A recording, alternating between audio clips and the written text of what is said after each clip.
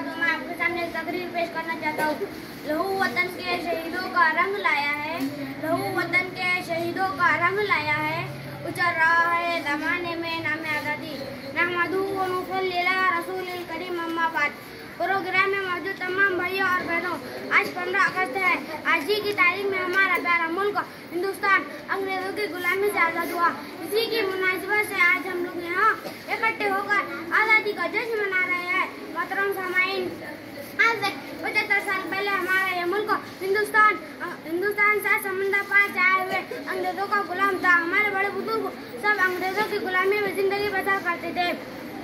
मुल्क हमारा था लेकिन हुकूमत इनकी थी, जमीन हमारी थी, जमींदार अंग्रेज थे। हम अपने ही मुल्क और अपने ही जमीन में इनके मजदूर थे।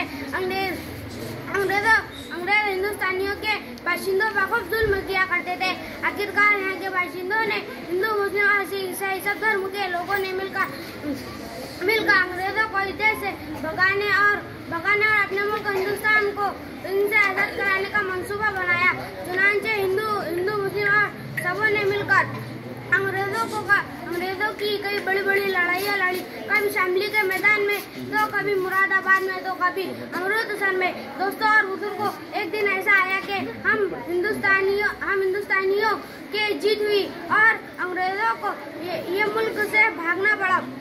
इसी के बाद से हर साल पूरे देश में 15 अगस्त को आज़ादी का जश्न मनाया जाता है और भारत का तिरंगा झंडा लहराया जाता है।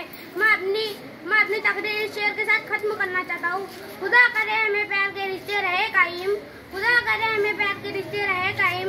अगर ये रिश्ते टूट जाएंगे तो हम हो जाएंगे धर्म मरम। शुक्रिया। अस्सलाम वालेकुम।